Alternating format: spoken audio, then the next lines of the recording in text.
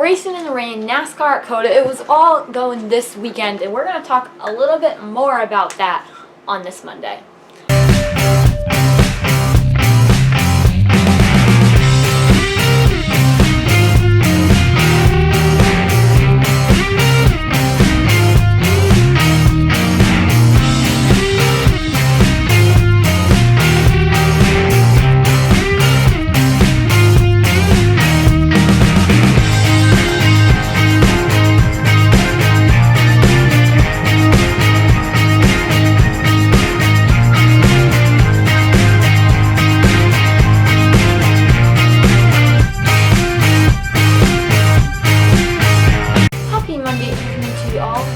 Enjoying this race review video.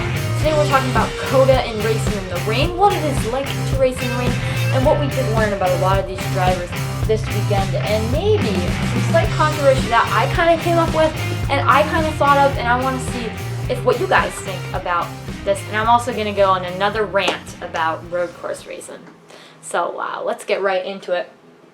Today, the race started off dry. I mean, they were heading out on the track. It was dry. The track is so big that it takes about probably 4 minutes under caution to get a lap around this track. It takes forever. It's like sloth pace under caution.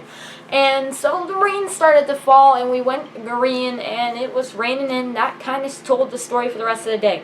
Downpour after downpour after downpour, and the drivers had to adapt. And whether or not they were able to was going to be the key factor in this race of win or lose. And not to these drivers this credit, but many of them were not able to adapt at all, and we saw some crashes. But credit to some drivers, they were. I mean, look at some of these drivers that were able to run very well up front. Austin Cindric ran on slick tires on the wet.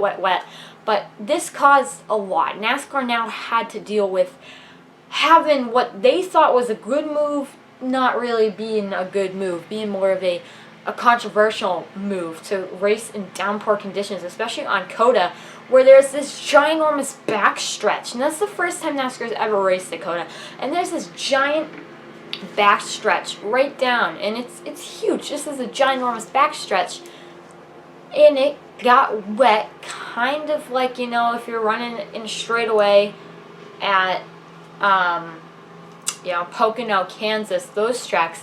It's lawn, and you're going to get rooster tails, and it's going to be tough to see. That's why we don't really run those tracks in the rain, because it's high speed, it's high velocity. And what ended up happening here is that towards the end of the race, it started to rain a little harder.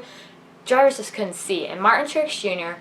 got into the back. Well, Martin Truex Jr. got rammed by Cole Custer. I was watching it, and I was like, holy cow, did I just really witness this ramming into Martin Truex Jr.? I mean, Martin Truex Jr. car was up in the air by like 15 feet. It was pretty high up there, and it was pretty incredible to see that Martin Truex Jr. made it out of there, and Martin Truex Jr. was able to continue on. In my opinion, I mean, it was pretty crazy, and thank goodness, because if that wasn't the case, NASCAR would have to deal with a lot of problems. And Martin Truex Jr. did speak out on this and told NASCAR, well, part of the reason this is happening is because of your decisions, because of what you decide to do, and now here we are trying to battle through those and trying to make the right move, and we can't if you guys are putting us in these positions. And he really did call out on NASCAR to make better moves, make better decisions, and help him out, help his team out more than they are. And after that incident, NASCAR took the Titans out, they dried out that area, and maybe got a few more laps in before they had to throw the red flag out. They threw the red flag out, and then we got the incident where everyone was out on the track waiting for it to be dried, and that was tough. That was very tough for many people to then see basically the win handed to Chase Elliott. And I mean, I think that has a piece to the... It doesn't have the biggest piece. It has a piece to what I'm trying to say, and I'm not really anti-Chase Elliott. I'm just not a big Chase Elliott fan. And first thing I thought of is, well, Chase Elliott's in the lead with 14 to go. NASCAR might call this a lot easier than they would if a guy like Kyle Busch was in the lead, or a guy like, you know, who knows, like Kevin. They would probably call it a lot easier if Chase Elliott's in the lead. That's all that I thought of. But now that I think of it, That doesn't make any sense. It's downpouring on the backstretch. They're not going to be able to go back out. And we just saw a pretty scary wreck. And it happened to be that the road course king, Chase Elliott, is on the racetrack, and he's dominating at the time. And that just happened to be there at that moment, at that time. But I'm led to believe that potentially NASCAR, it probably, honestly, it probably did have a slight impact on NASCAR's decision. NASCAR probably did think to themselves, well, I mean, Chase Elliott winning, well, it'll be pretty good. Maybe we put that into our decision. But I think more of the conditions had a input into their move. But overall, racing in the rain, is it an embarrassment or is it not? And what do you guys think about NASCAR's decision to call the race? I think it was good now that I think about it and I've slept on it. But I want to know what you guys think down in the comments about racing in the rain. I kind of don't like it. I mean, I think it takes away from the racing.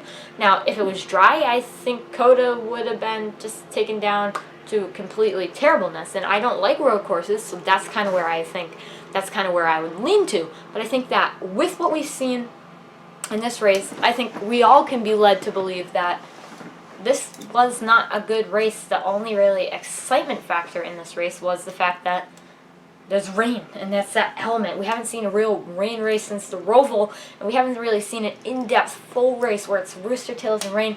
And I think racing in the rain, in my opinion, is slightly overrated. And NASCAR has not as much experience with racing in the rain. So I think that also took down some of these drivers' capabilities, because some of these drivers had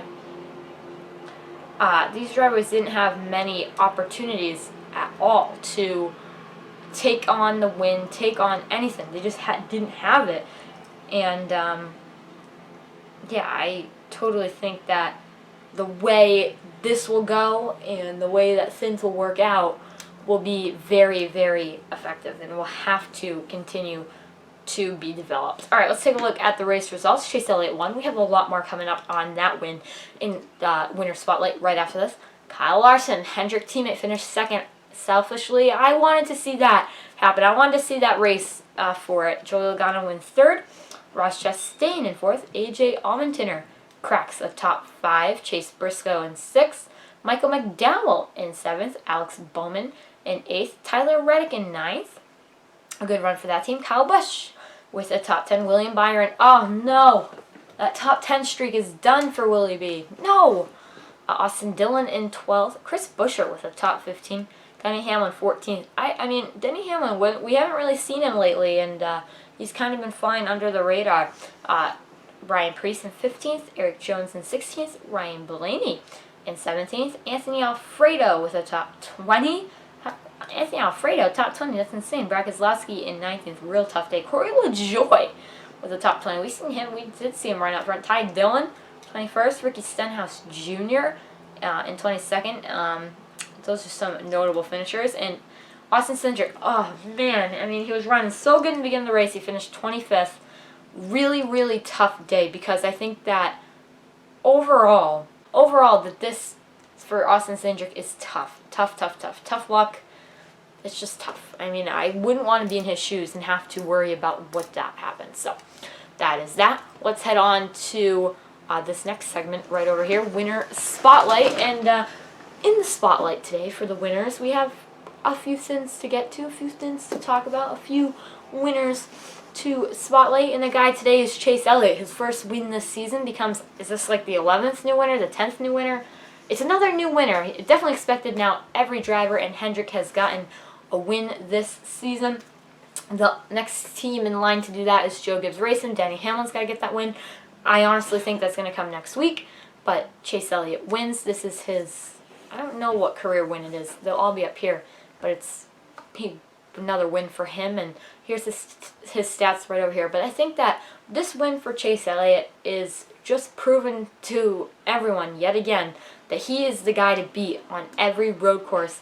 Now, sure, he didn't win earlier in the year at the Daytona road course. Christopher Bell did, but he redeemed himself today, and I think he's going to be a threat at every single road course. This is one of the more challenging road courses on the Circuit of Americas, but I now, seeing the way Chase Elliott was able to take this one, even a rain-shortened race, he's proven to everybody that he's the guy to beat at every single one of these races on a road course, and he's got to be you know, he's kind of showing to a lot of people that what Jeff Gordon did at many road courses, that how good he is and how he can win and dominate at these tracks. I mean, I mean, the field was so spread out. He had to work the whole day. He wasn't dominating the race. It was a pretty different leaders. We had different tastes of different drivers in each section of the race, but Chase Elliott proven to everybody yet again that he is the guy to beat at these tracks, and he's the guy that will come down to the end and win him. They have something figured out in that 9 team, and the other teams are playing catch up. So that's it for Winter Spotlight. Now let's talk about road courses. Now,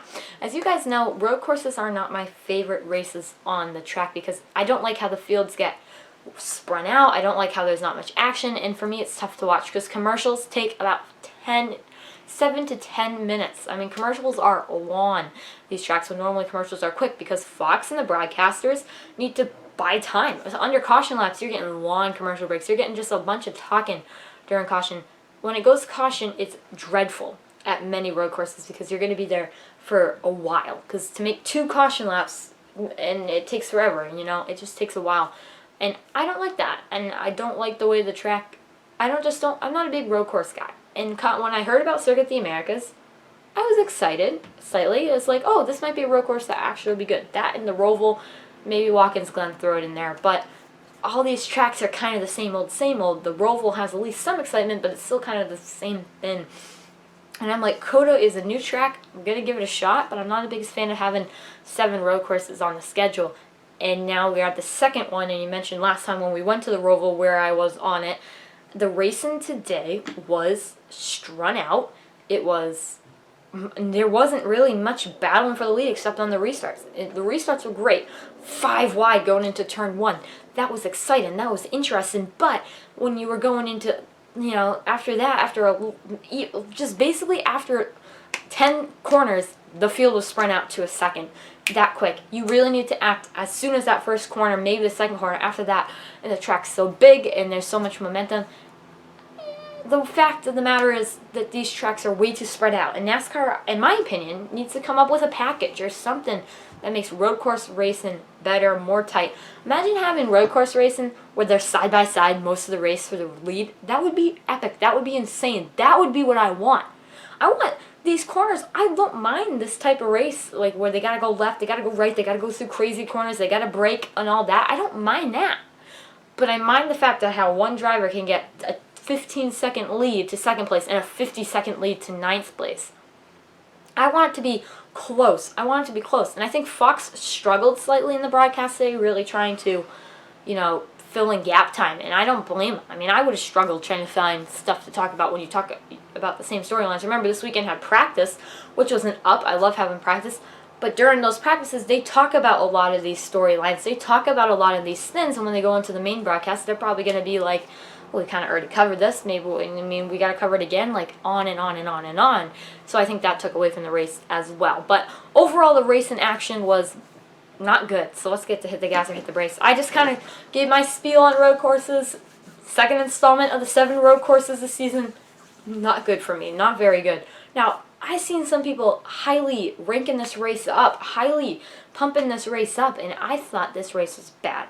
If it wasn't for the element of the rain, for me, and this is me, I really want you guys' opinions down in those comments, because those of you that watch the race, those of you that kind of see road course racing or maybe are somewhat accustomed to it, I really want to know what you guys think, because this is what's going to kind of help me understand what the fan base thinks. Like, I'm a fan, and this is what I think, but I want to see what my fans think, and I want to see what people think of this. I want to not make sure I'm not crazy, because this is what I'm thinking right now, that this race stunk. I mean, I did a poll. I answered terrible, and a lot of people are answering good, and I'm wondering why. Like, what do you guys see that I don't see? I really want to know, so please, drop those down in the comments. Please, please, please. But I sit here right now, and I'm thinking to myself, like, what do I give this race? Beginning of the race, I was thinking an F. It started raining, that bumped it up, I guess, to a D+. This is the lowest grade yet this year. I mean, this was not a very good race for me, a D+. Wasn't good, wasn't exciting. We've been on a slow streak, and I really hope that changes next week at Charlotte when we head to the Coca-Cola 600. But this race, Coca-Cola 600 is on.